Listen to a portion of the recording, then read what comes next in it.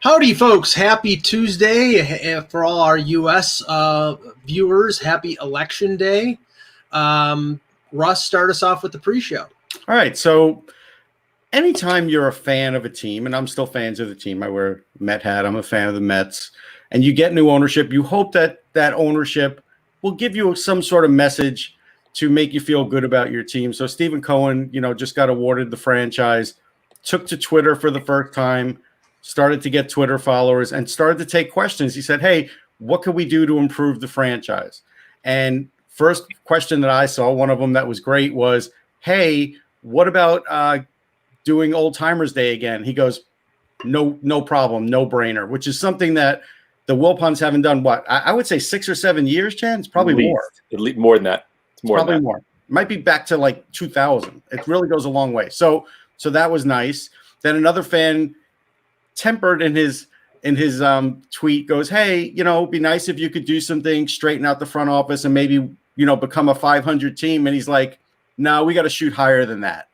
And that's a nice message. It's nice to see those kinds of things, have an owner say that in public. I know, Anthony, your ownership in Philly is doing the opposite now. And so that's probably not making you happy. It can barely conceal the joy that's behind your teeth right now. Well, no, but it's true. I'm just saying what's true. You could argue with me if I'm wrong. Listen, it's good. It's good that the sun is shining on you as a Mets fan. And I'm very happy for you. It might only be for and I can't tell the sarcasm dripping out of your voice there, Anthony, at all. No, not at all. No, it's just, when I start hearing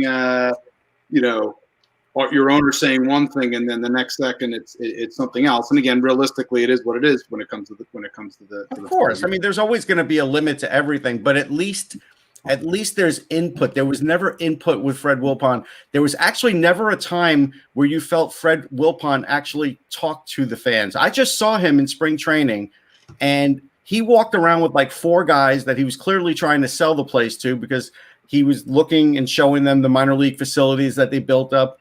And all he did was wave. He's like, hey, and that's it. He doesn't come over and talk to. I was with the high rollers, the high money people, the big spenders at minor league camp, and he completely ignored them except for a wave. And Jen, that's pretty much the way ownership has been. It's always been that way. I mean, look, we all know that Wilpon got in because of Doubleday. Wilpon used I would say kind of a clause that was buried in the contract where if Doubleday sold one of his businesses, he would have the ability to buy a larger share of the Mets, which is how he got a bigger percentage of it, and then bought him out, which with both of us think was the worst thing that ever happened. It's been run as his own. It's been run as his own fiefdom. Jeff Wilpon has never really been communicative. Look, we can say what you want about Steve Cohen. The fact that he has reached out to the fans gave him so much cachet with the fan base for a while because it's the way you should do it. His wife was on it. His wife tweeted a picture of Steve Cohen sitting with a hat, her wearing with a shirt saying "Thank God for Uncle Steve" on it or something like that. Got sent to her. They're trying to verify Steve Cohen. Look. Some people have asked for ridiculous things. Some guys said, can you put a retractable roof on the stadium? He goes, okay, that may be going a bit far. Right. But you know what? The fact that he's taking suggestions and he's replied to about 50, 60 people is also indicative that, it may be lip service to a certain extent. And, Alderson Danielson will come back in. He's going to run the front office. They're going to bring in other guys. But what he said was, look, in my hedge fund, I make money by employing people that are smarter than me to help make decisions. And he's going to let them do their job as opposed to micromanaging them, which has kind of been the case to date. And you can blame Madoff all you want, but that's only part of the equation here. Yeah, they were only paying that off every year. It wasn't like they lost that money overnight and had to pay it back overnight. That's the part that people kept missing was they were still making money. It's just, yes, they had to pay back a certain portion every year to make up for that. So what? I agree. So they got the claw back. They had to pay part of it back. Mm-hmm. Look. Time will tell what ends up happening. But as a Met fan, and I know, and obviously Mike, you're a Yankee fan. It's not akin to Steinbrenner taking over in '73 because he said he was going to be an absentee owner. We all know how that worked out. That lasted about 10 minutes. But for those of us who have suffered for years, and look, ironically, I got pictures popping up. Early. The last weekend was 5-year anniversary of being at Citi Field for the World Series. I mean, that was the one shining moment since really 2006, where they lost, where they probably should have made it.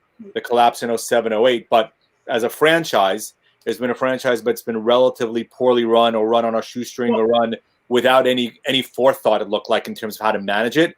The hope is that that's going to change moving forward. Granted, time will tell, but it's net positive compared to what we've been over the last 5 to 10, 15 years. Can I ask, because I heard this and I wanted to get your input on it. I've heard that Fred Wilpon was basically a good guy. His only negative was that he loved the Brooklyn Dodgers and was more akin to their history than the Mets. It was Jeff Wilpon who was the ass. Yeah, ultimately that's true. Yes. Yep, I agree with that. No question. I think that's right. Look, he wanted Jeff to run the team, right? He set it up for his kids and his grandkids to have it. Same with Saul Katz.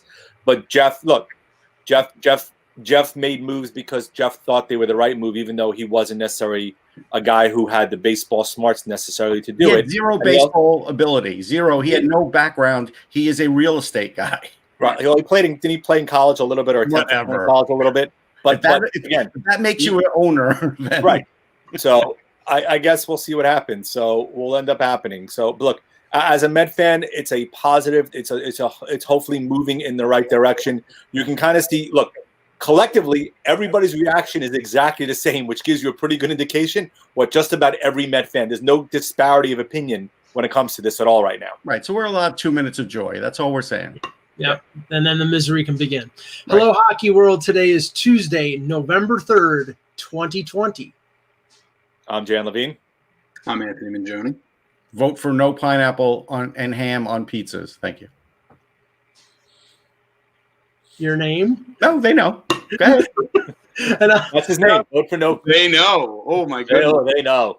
And I'm Michael Agello, and this is the Hockey Buzzcast here on HockeyBuzz.com. Hi, no pineapple. Now, all right, let's get started with a impactful and pretty important signing for the Detroit Red Wings. Anthony Mantha signs a 4-year deal. He was facing arbitration.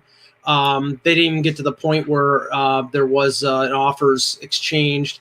It's a 4-year deal at $5.7 million AAV. Now, Mantha, in the last 4 years, has scored 17, 24, 25, and last year 16 games, but only in 43 games, and he was almost a point per game. Now, that's probably an indicator that there was not a lot of talent on that Red Wing team, so he was first line, first power play, so he was getting an opportunity. But, Russ, this is a big, talented forward. It is. I mean, Jimmy Devellano aside, who didn't believe he utilized his gifts on the ice, Anthony Mantha was always blessed with a great shot. This guy has, he's one of those guys that can get a lot of flex on the stick and can score a wrist shot from far away. And that's good. He's not a guy that's going to barrel you over just because he's big. But his skating has improved, and he's putting up points. And at the end of the day, Detroit needs guys that can do this. And he's been doing it. And the year that he got picked on and he had a broken leg and came back, I was aghast that he was getting picked on like that. But as you can see, it's worked out for him. And they do need some homegrown guys so you could show the other guys, hey, this is how you do it. This is how you become a Red Wing. And I think that's how you get the franchise back. Anthony, this is not a very deep team right now. You know, they picked up Robbie Fabry, and he got a lot of ice time. There's Larkin, there's Mantha, there's a few others, but, he's going to continue to get frontline ice time. Yeah, he's a core guy for the Red Wings, I think, as they are moving forward into, obviously, as we all know, a transitional stage right now, especially after, the horror show of last season. I do see Mantha as a player who I think they can lean on going into the next era and being a key cog in what the Red Wings are going to be trying to do as they try to work their way back to contention. And again, grabbing opportunities when they present themselves. And Mantha, no question, has done that, I think, in Detroit. And the key thing is, as they continue to add talent, will he be able to hold that, hold his spot in the lineup in terms of high up in the lineup? And the answer is, I think so. I think he'll be a key part of their team going forward. He'll be one of their top 6 players as they continue to bring on more and more of their young talent as they draft it. Jan, this is a team just looking at their their structure on Cap Friendly and Cap Central. They have 10 unrestricted free agents next year, so they have a lot of money tied up this year, but not anywhere close to the cap.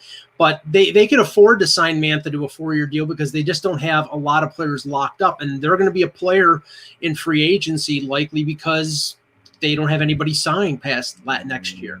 Yeah, I mean, if you look at the guys that are signed long term, right? You figure Larkin and Mantha clearly are 2-6 of the top 6, right? We figure Bertuzzi is going to re-sign, and the question is how long of after this year, how long of a deal they give him next year.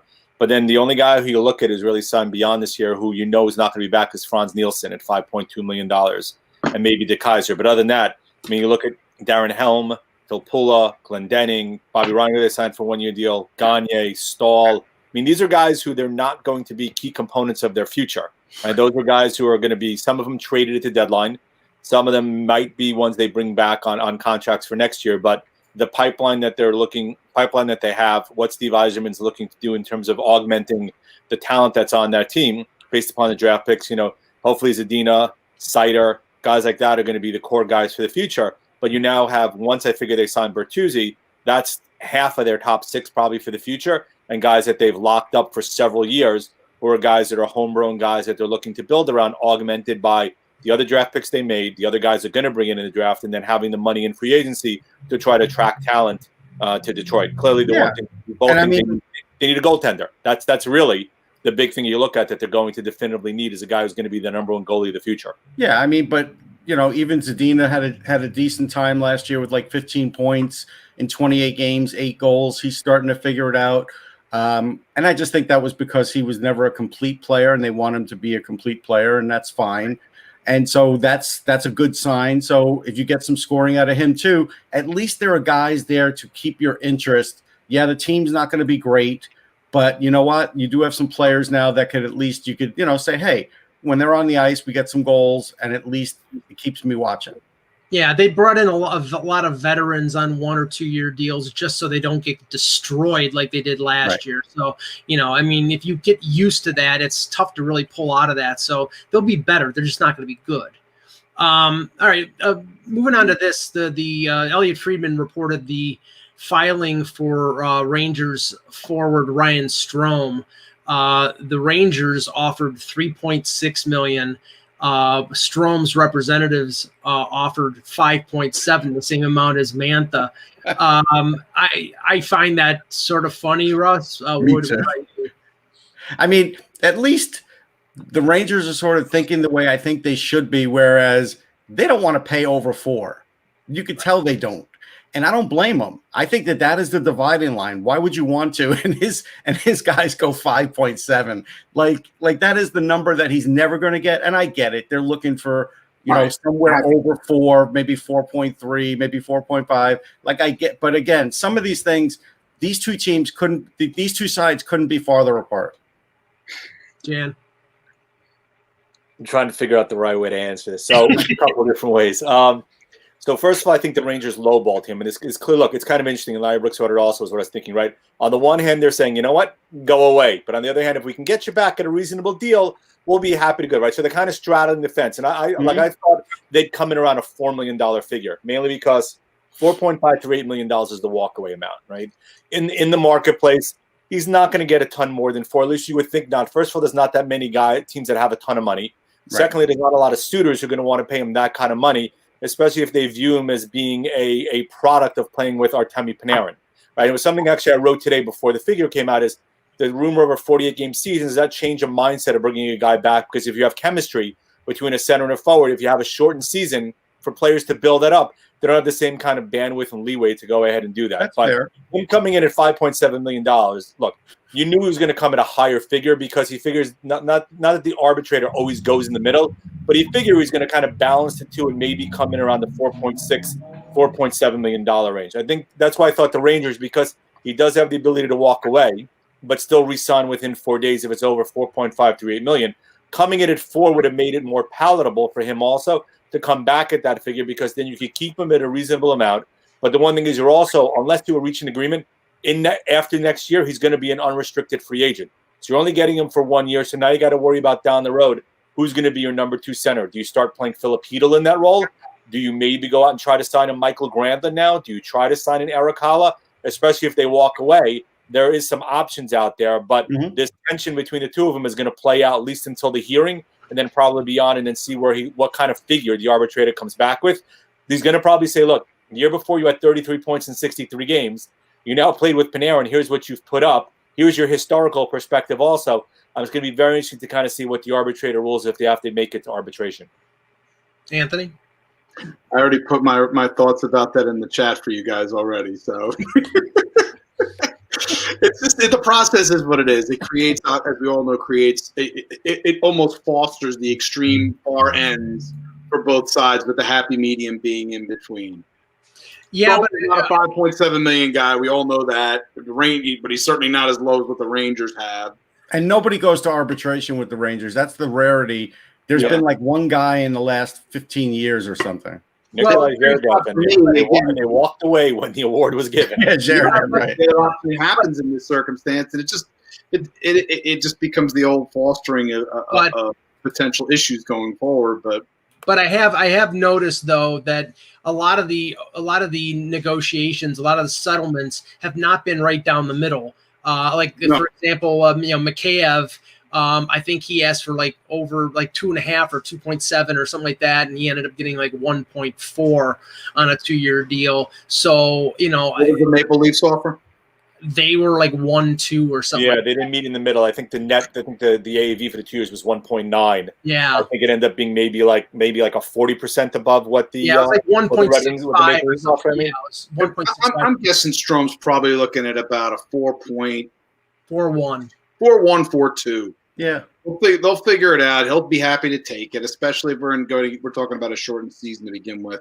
And also, you got to figure out, right? So for next year, also with the pandemic. Right, you may not get a lot of money either, right? So this is also do you this is already going to be prorated too, right? He's not going to make that full money either, right? Do you take do you try to get a high end?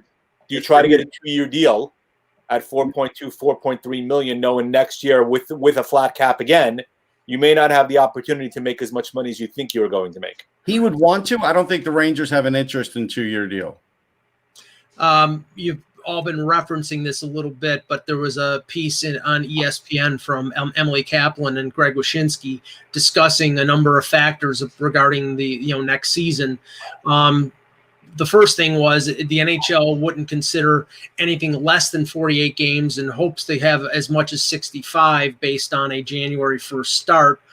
Bill Daley did say that there were scheduling models that extended past mid-July, which is where a lot of people think the cutoff is because of the Olympics. But it sounds to me like if that's going to limit their ability to derive revenue, that they'll find some home for the Stanley Cup final on some other network. And if NBC is committed to the Olympics. Also, you don't even know if the Olympics are actually going to happen because everybody's in that. Well, I think that's a key thing that Daly is saying here, because basically what he's saying is, hey, NBC, we love you, but we like having fans in the stands more, and we need that revenue as much as we need you.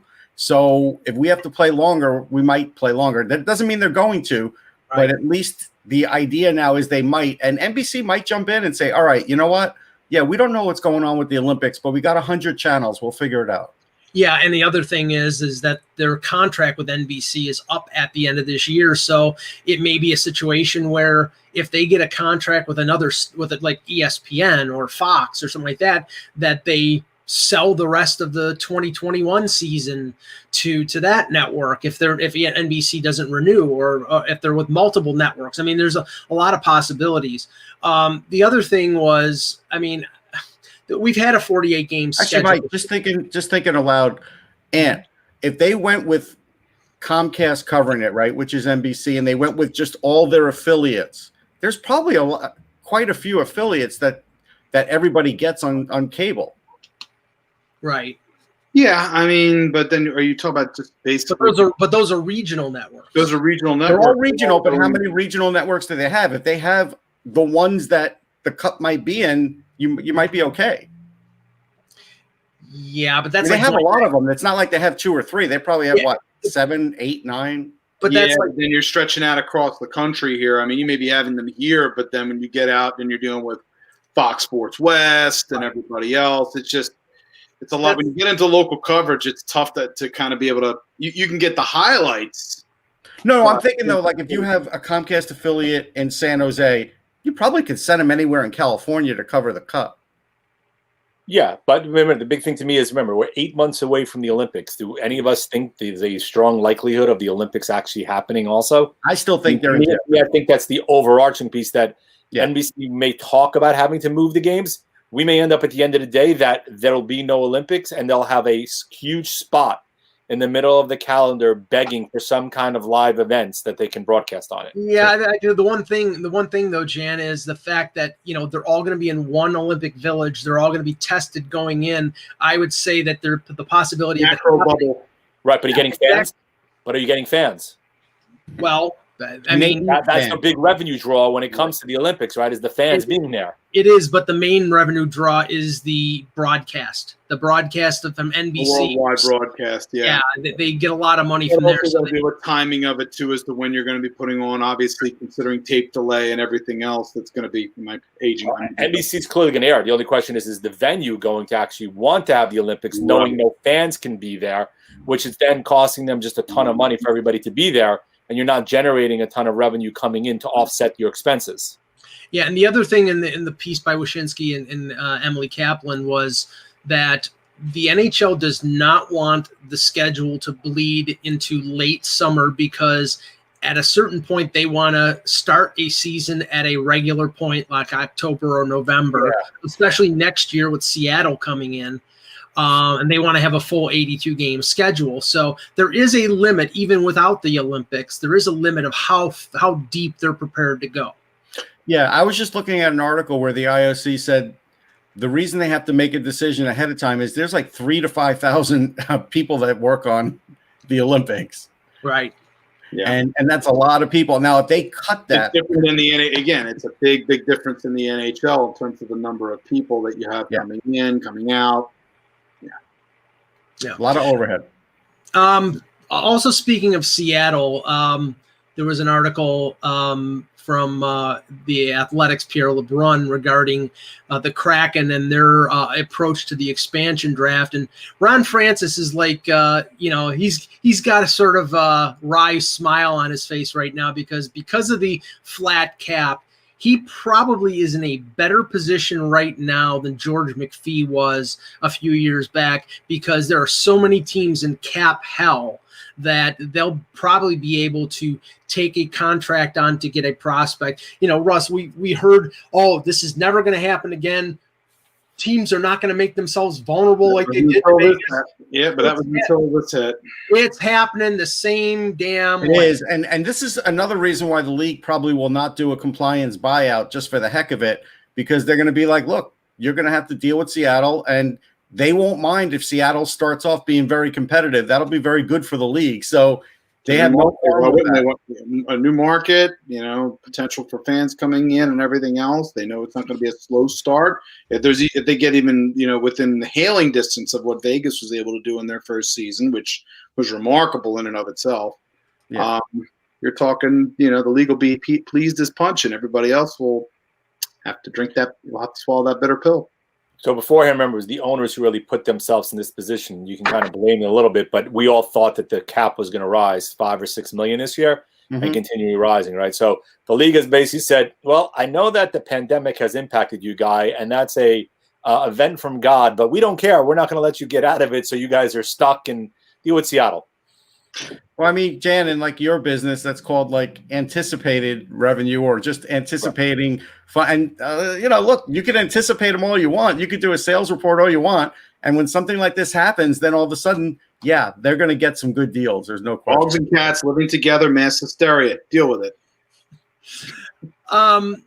We still have not heard anything regarding Zdeno Chara and the Boston Bruins, but there have been a few whispers, unsubstantiated, although they may be, of the Tampa Bay Lightning having some interest in the 43-year-old future Hall of Famer. Russ, I think we said about a few weeks ago when it took a while for them to even say they were interested or they were going to or not going to, that, a Pittsburgh, a Philadelphia, a Tampa would be interested in a guy like Chara because, if he's willing to take a lesser contract, like $700,000 to win another cup, I mean, this is perfect. Yeah, I that's why I named Tampa and or Pittsburgh as teams I thought that would go after him. The interesting thing is this. I know people are like, well, there's no room. They could send a player down and just save that $1 million, and that's enough to sign Chara.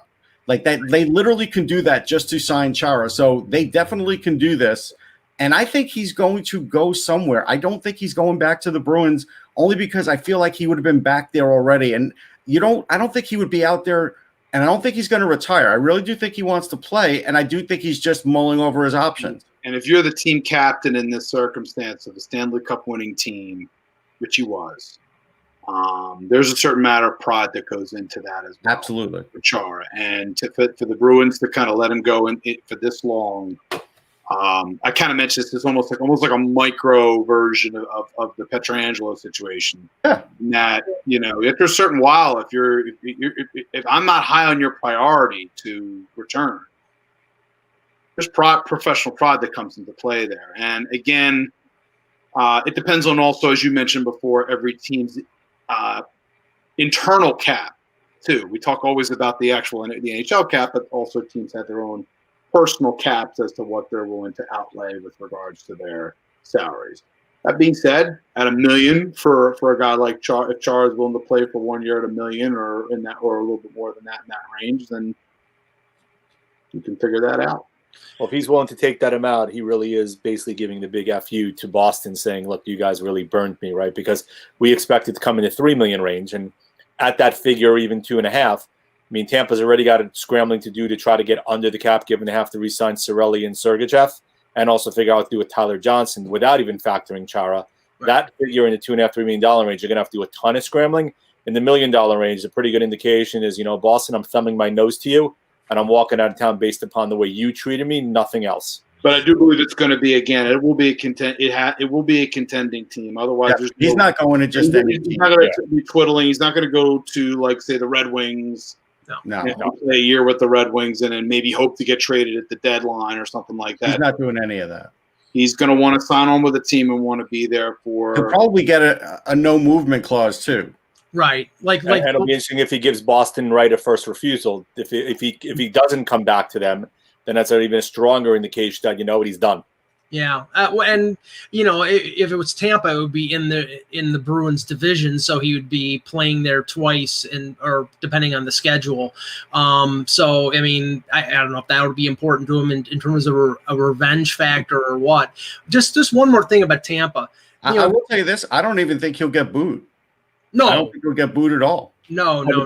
By Bruins fans? No, yeah, I mean, look, there's going to be some angry Bruins fans, but I don't think when he plays for them. When he plays against them, too much respect. He won a cup, and it wasn't like it was the case where he wanted to leave per se. Just they brought. I'm going to give Boston fans enough credit here to say, hey, we recognize the fact that this is a Bruins move here, not a Chara move in this circumstance. But just one more thing about Tampa. The situation hasn't changed with the 3 restricted free agents, and none of them are arbitration eligible. So, and we know, I mean, based on what's been going on so far, that offer sheets are not happening.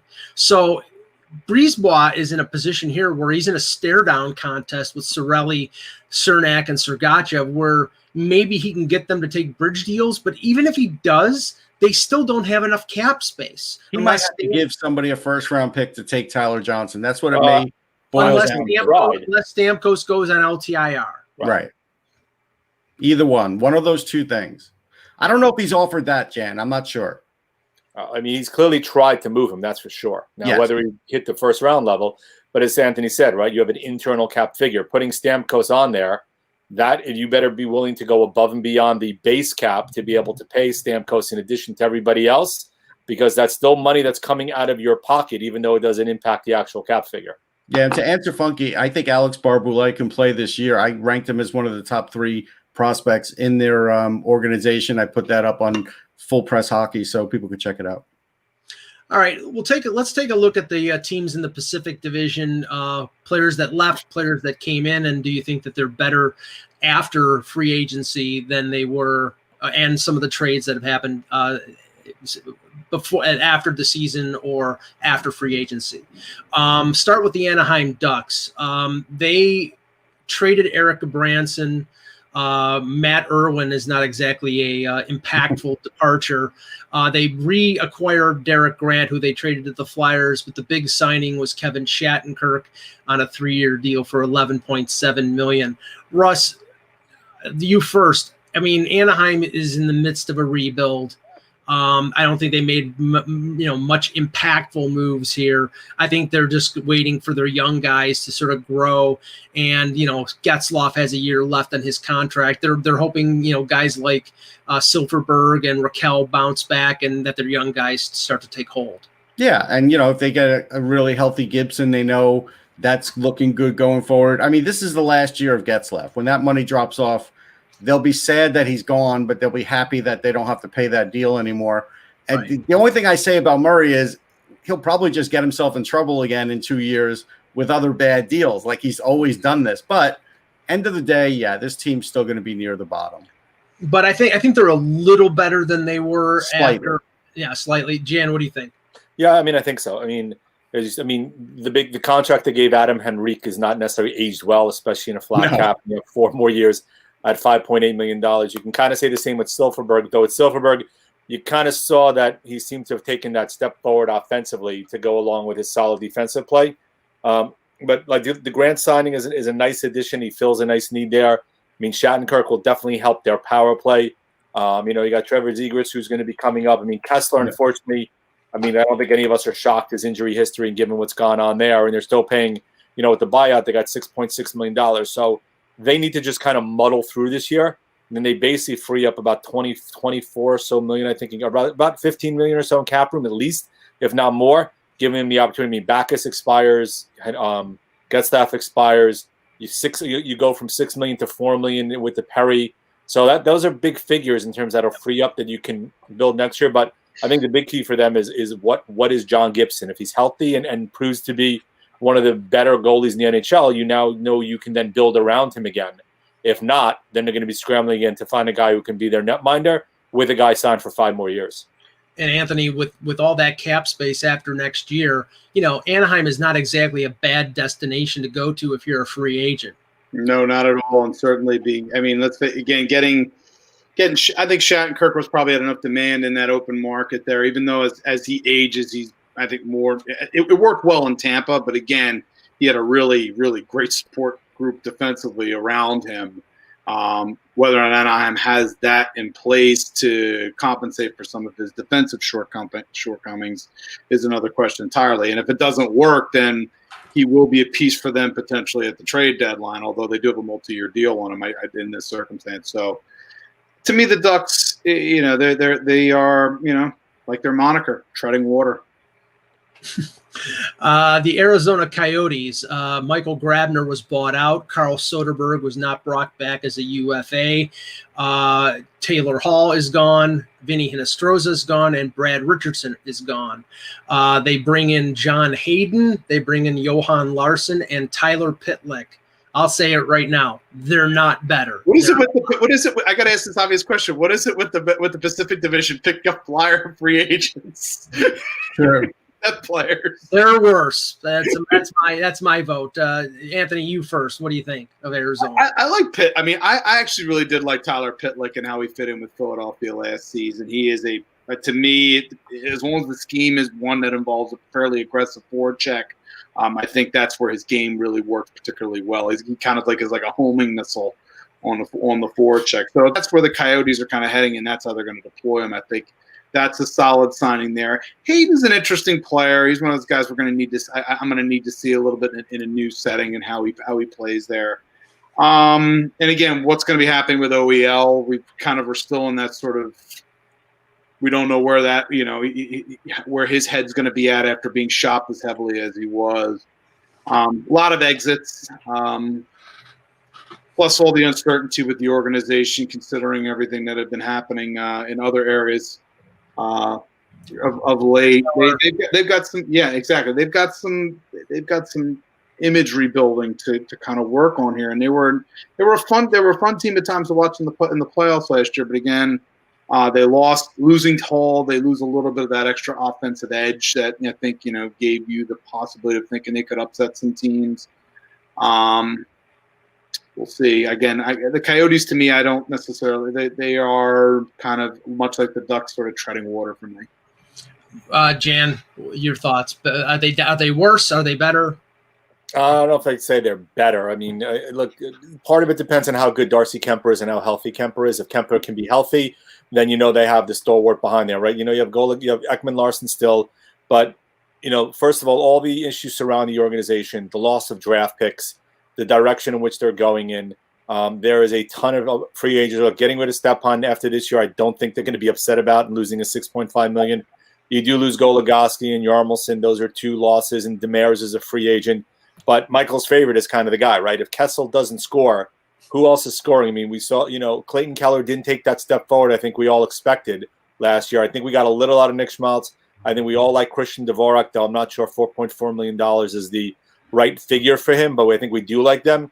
So, I mean, in my opinion, there's probably more questions than answers when it surrounds this team, and they're not going to be able to make a lot of moves unless they maybe move OEL, but they weren't able to do so this offseason. A flat cap and him making $8.25 million for 6 more years, it's going to be awfully hard to try to get rid of him. Russ? Well, I mean, they did bring Christian Fisher back. Let's not forget that. Sorry, no mistake. Does that fall along the Pitlick level, or is that like above the Pitlick level, just to make sure I'm evaluating properly? A little below right now, but should be above, but it's a little below. But Victor Soderstrom will give them some extra scoring. And if they did get good goaltending, they could be competitive for half a season. I just don't think they'll be in it in the end. But they do have some good young players, and they do need to stay healthy. But again, they wanted to shed more salary than they ended up shedding. So they're going to be one of those teams that if they play 48 games, they'll be happy because then they won't have to pay as much. Okay, the Calgary Flames. That's just reality, right? I mean, yeah, no, I think they're clearly worse. I think their organization is in deep trouble right now. They need a remake in terms of PR so bad that I don't think any PR firm would take them on. But we'll see. Calgary Flames, they lose Travis Hamonic, at least right now they have, because he hasn't signed anywhere. They lose Michael Stone. They also lose T.J. Brody, Austin Cernak, and let's see, Derek Forbert, Mark Jankowski. They bring in Josh Levo. They bring in, obviously, the goaltender, Jakob Markstrom, and Louis Domingue as potentially a backup at British, probably, and Chris Tanev from Vancouver. Jan, you first. Calgary, do you think they're better? Do you think they're worse?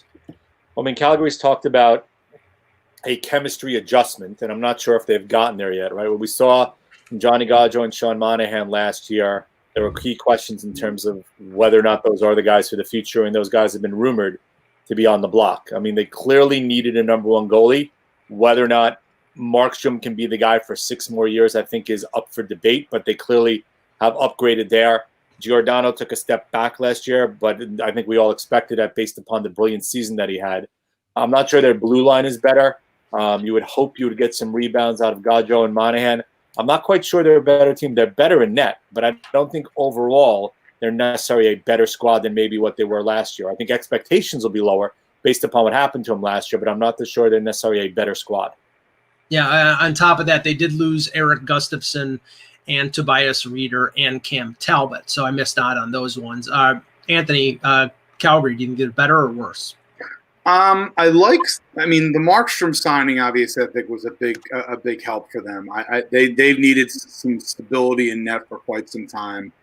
They've made a commitment to him. Again, it's not quite it's not like a Brizgalov type of situation. I think when Philadelphia made the massive commitment because they were trying to have that one goaltender who they felt they could lock things on. But I do like that the marriage of Markstrom with a pretty good Calgary defense.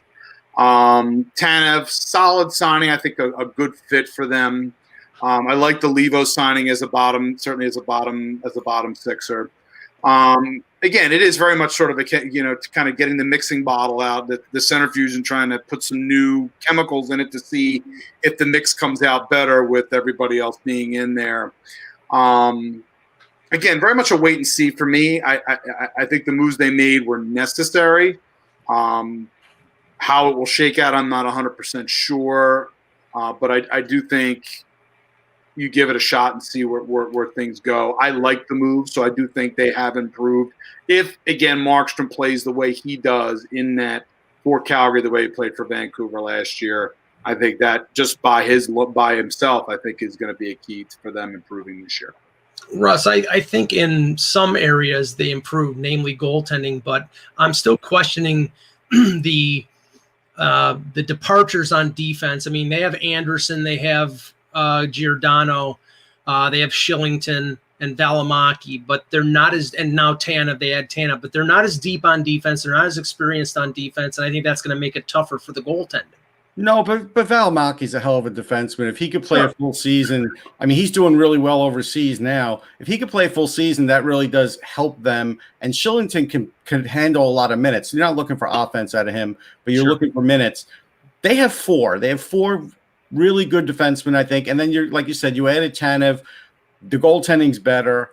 I think Dylan Dubé could step up for them besides the players everybody's mentioned. And I think at the end of the college season, Emilio Pettersson could get signed out of Denver. He's been a point a game for them. I thought that was a brilliant draft pick and told Todd Button the day of the draft, but because I didn't say the name exactly right, Todd said, please say his name right. Like he corrected me to bust my chops, but I did tell him, hey, great pick. And I really do think that that's a pick that's really under the radar for them. So I think they can go a few rounds. I think they could possibly make it to the conference finals. If Markstrom has close to a Vezina a year, I think that's where they're going to go.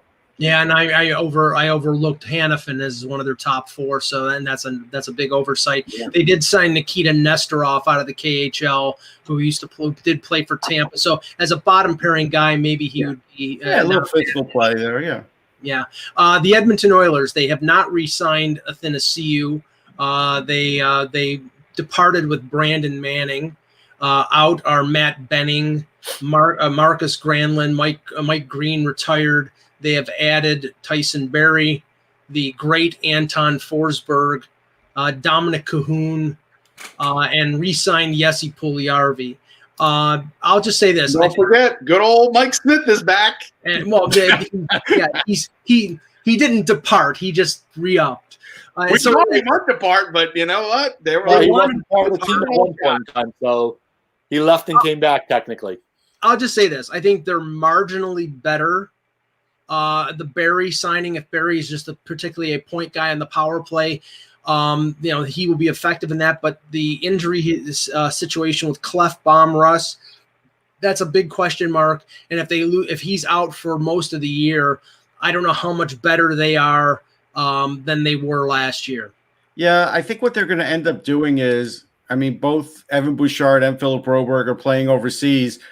I like Bouchard better as a complete defenseman. Broberg, started off as a forward, hasn't been playing defense for more than like 4 or 5 seasons, but he does have offensive ability and he's a great skater. I think they're going to bring them both over, and I think that's going to help plug that hole defensively. Goaltending, I don't like. I mean, again, maybe they'll make a trade at the deadline.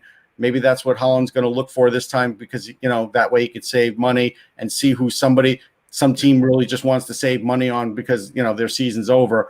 Maybe that's the route they're going to go. I think their whole season is going to depend on that goaltending. I think everything else was fine.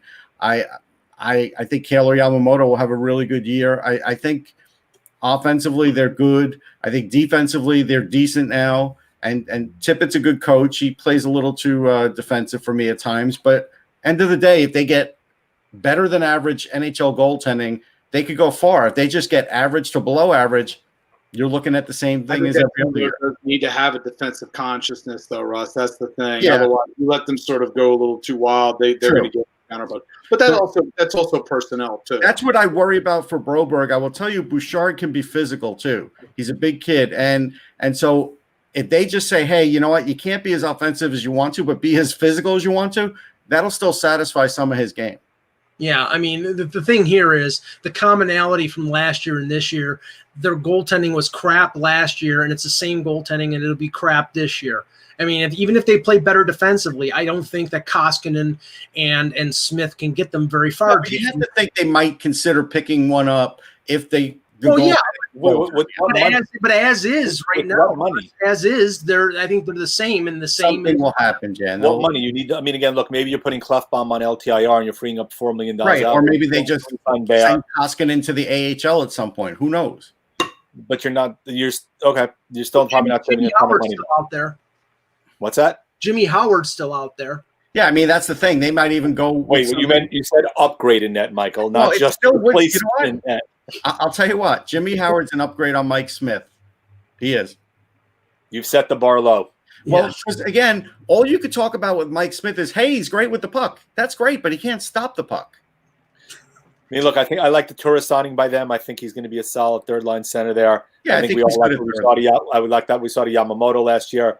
I think Kassian's going to move down the line. I just, if anybody expects James Neal to have the kind of year like he had in the first part of last year, I think they're deluding themselves. So that exchange for Lucic is bad contract for bad contract and bad performance for bad performance. Yeah. The LA Kings, Ben Hutton, Trevor Lewis, and Tim Schaller are gone, at least right now. They're all UFA. Derek Forbort signed with Winnipeg. Let's see here. Joakim Ryan signed with Carolina. In are Lias Anderson via trade from the Rangers and Oli Mata via trade from the Chicago Blackhawks. Jan, I put the Kings sort of in the same category as Anaheim, sort of treading water, marginally better, but I think LA has got a lot more internal prospects that will make them a better team probably by the end of the year. Well, I mean, LA is one of the top probably 3 best teams in terms of prospects in the league, right? Kaliev, Madden, who's hurt now, Turcotte, Byfield they added, Kupari. They're a team right now in transition. They still need to move away from some of the old guard. Unfortunately, Brown's got 2 more years. Jeff Carter's got 2 more years.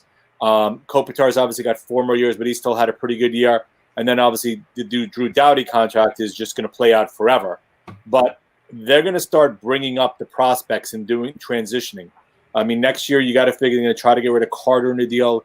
Maybe they'll move on from Brown if they can find a taker, even eating 50% of their salary.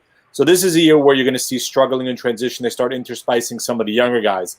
Next year and the years forward, that's when that full transition starts to occur. That's when we should start to see him move up the ladder. I mean, I think Rob Lake has a pretty good idea what he wants to do with this team. They've built a ton of prospects that can move up down the road, tiering them year to year to year based upon the age of some of these guys. And I would say the future is pretty bright in LA. This year is going to be pretty ugly again, in my opinion. But looking forward to next year and the years beyond is where you start to see the dividends paid off of the moves they've made already. Russ, I don't think Brown is as much a problem as I thought. He scored 17 goals last year, and he's the captain of the team, so I don't think he's as much of a problem. Carter, we don't know if he'll ever play again. So, I mean, based on the he'll never retire. You're not going to get Jeff Carter not to cash a check. No. But Jan, I'm sorry, Ann. Did I say something wrong? Money. No, but brutal. But Jan's point is correct. Their prospects, Turcotte and Byfield and the rest. Yeah, Turcotte, Byfield, Velarde. I think you want those guys to develop this year, and I think that's what they'll do. I don't know if they're going to bring in Bjornfot or not. I don't know about that. I know he's playing overseas right now, but I think that's what you're looking at here. And again, Jonathan Quick. He doesn't have. What does he have? 1 more year left after this? 1 or 2. I think 1 or 2. And Peterson will get more games and 2 more years after this one. 2. Okay, so that's the way it's going to go. Him and Peterson will probably split time. There's no reason to burn out Quick. You might want to trade him at some point. And yeah, right now it's about development. It's not really about where they place in the standings. Well, they could keep that goaltending tandem for a couple of years because Peterson's making less than $1 million, and if they're playing him 40 games and Quick is playing if they're playing 50-50, that's a pretty. You're only spending a little less than $7 million on your goaltending, which is not bad. And he doesn't have to be protected in the expansion draft either. Right, they'll probably protect Peterson and expose Quick. Okay, the San Jose Sharks. Melker Karlsson is gone. Joe Thornton is gone. Let's see here. Brendan Davidson's gone. Aaron Dell is gone. In are Matt Nieto, Patrick Marleau returns, Curtis Gabriel, Devin Dubnyk, and Ryan Donato. I'll say this first. They were possibly they were the worst 2 or 3 teams in the league. So just by osmosis, they're better. But are they good? No. Anthony, go ahead. Yeah, I mean, San Jose, there's definitely some elements that I like there, but there's just I just feel like it's going to be a little while, at least a good 3 years down the line before we see them begin to make that ascent again. I think in that division, in my estimation so far. I mean, Dubnyk. I like the Dubnyk. I like the Donato signing. Again, Donato's kind of starting to bounce around a little bit. He's still too young to be considered journeyman, but the hope is that he starts to graft onto a team and stay there for a while and become a good player for them. So, just the Sharks aren't exactly. To me, they are a team very much. As it seems to be a bunch of teams are in the Pacific in that transitional state. Just in terms of that. Ross? Yeah, right now, I mean, looking at the team, I think there's a chance that they're going to see if Merkley's going to play, especially if, the OHL is kind of screwed up schedule-wise. I could see him getting a look in camp. I also think that I think some of their younger players, I think LeBanc now will get a bigger role. I think that Gambrell will still take a step forward, and I still think there's some other. I think they could be better than we think. I mean, again, I don't think Karlsson's done. I don't know if anybody should think that. No, they were killed. They were killed by injuries, though. I mean, Couture got hurt last year. Hurdle got hurt last year. Obviously, Karlsson got hurt last year. I think the concern, Jan, is a guy like Vlasic, who's got 5 more years after this year. He looks like he's almost done right now. He could bounce back, but he's slowing down. Heavy usage for him. He's just had a ton. He's been on for so much. He's slowing down, and I think that even the bigger concern there is the guy who I think has been their least valuable player the last 2 years, which is Martin Jones, and that's the reason they brought Dubnyk in there. So I mean, if they get better performances out of those guys, they could turn it around. Yeah, well, so a couple of things. So we'll talk back in first. Dubnyk suffered injuries last year, lost his job because he was outplayed by Stalock in Minnesota, which is why he was available. Right. Martin Jones has been a sieve ever since he's taken them to the Stanley Cup Finals and signed now for Elite Four, 4 more years at $5.75 million on a contract we all knew they wanted to move and nobody in the NHL wanted to take a piece of. He's basically going to have to be buried, exposed to Seattle probably, and hope that somebody takes him.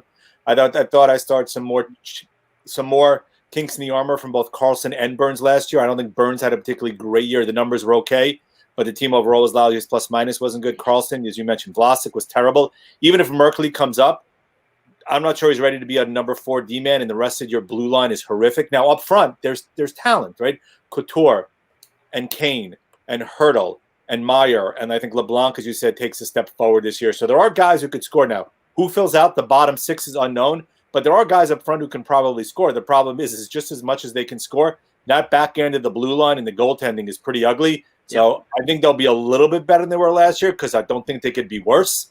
But I'm not sure. Look, maybe everything coalesces together and put it together, but that 4 through 6 blue liners right now looks pretty ugly, even if Merkley's able to make the team. Yeah. Okay, Vancouver.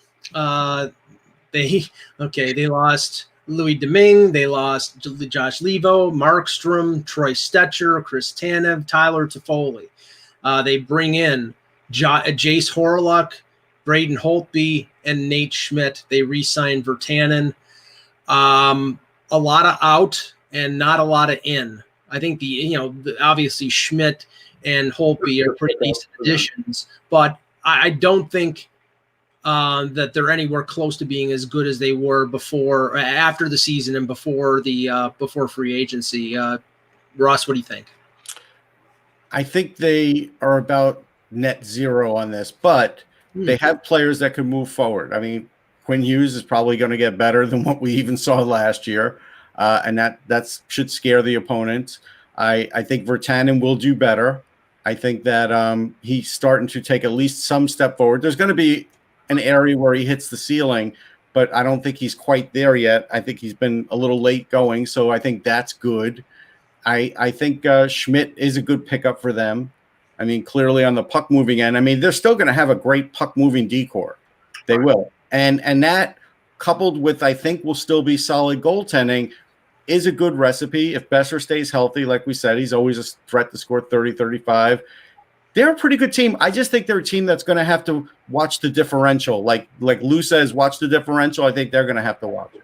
I will say goaltending-wise, the biggest concern for them is, again, after losing Markstrom, you're basically counting on Thatcher Demko to maintain a level of performance that you saw and hope that Braden Holtby hasn't completely lost it. Yeah, I mean, he could surprise us. Holtby. But I think Holtby, as I said before, I think Holtby will be in this type of role with the expectation being what it is. I think it has a good chance of working for them. I mean, sorry, Anthony, go ahead. No, you good. It's good. I was going to say, I mean, I think Demko, as we saw in the playoffs, is clearly viewed as their future, right? You look at their top four blue line with Hughes, Edler, Myers, and Schmidt. Solid. I don't know about the bottom part of their defense, but they've gone after this year. And then clearly the Eriksson signing has not aged well from the get-go, right? But look at Besser, Horvat, Miller, Pearson, Pedersen. There are guys who can score. The question with them is, first of all, is Michael Furland even going to be healthy enough to play? Because when he does play, he is a difference maker. The answer is no. Questions he's had, I don't know whether or not he's going to be back this year. Granted, they're going to have to save money to sign Pedersen after this year because he's going to make a boatload of money. But Suter and Pearson are both going to be gone. Look, I think they clearly wanted to bring back Tyler Toffoli. They just couldn't find the cap room to be able to do that. Though, if you can argue that given what he ended up making, if you could have put Furlan on LTIR and moved a little bit of salary, you probably could have created enough room to sign him, given what he ended up getting from Montreal. But they clearly didn't want to take the risk of not being able to do that in case Furlan was able to play. I also think Zach McEwen will play a nice role for them too, and he's a sandpaper guy with a little bit of talent and really can be an annoyance on the ice. That's a good player for them, and I think he'll make the team. So I think the Canucks could go as far as they did last year, maybe further. And one thing that you have to look at, I mean, they will be spending big money on Pedersen. They will be spending big money on Hughes, and it probably won't be this year because the SHL won't allow players to come over until after their SHL season is over with. But Hoglander will probably be over after the SHL season, and you have to consider that probably Podkolzin will be over in 2021. And yeah, he won't be over this year. You're right. I don't think it'll be this year.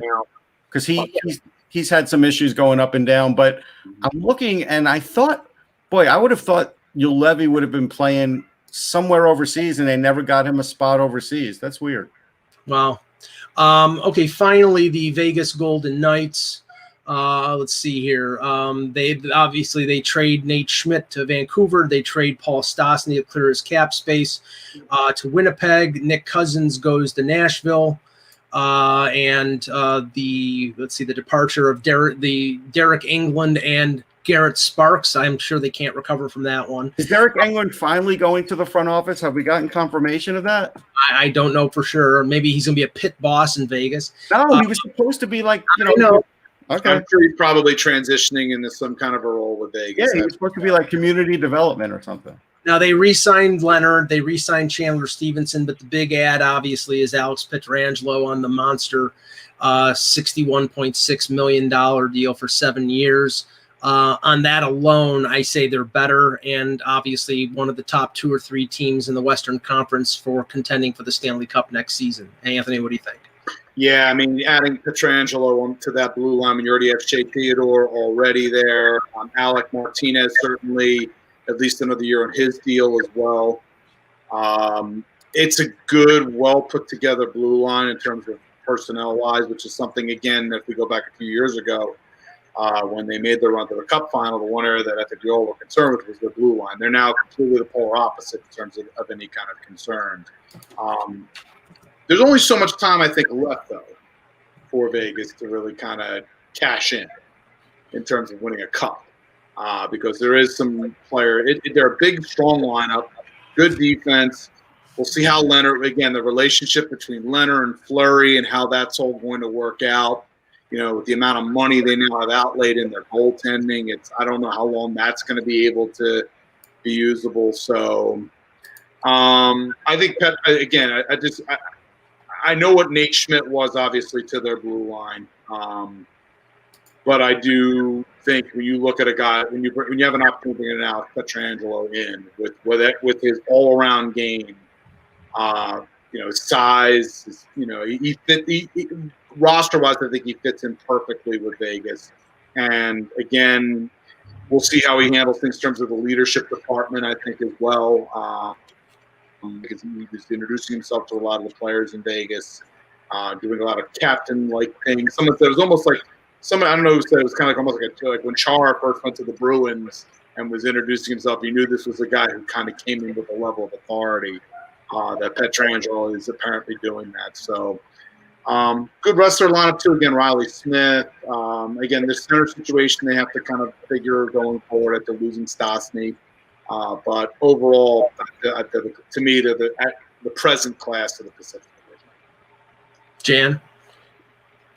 So we talked about it last year, right? And Anthony said it. Right? The window of opportunity maybe is closing a little bit, right? They need to get this done relatively soon. And I think we all talked, in our opinion, this team would sure as heck be a lot better right now with having Nick Suzuki and Thomas Tatar than Pacioretty, right? That's a deal that clearly has not worked out pretty well.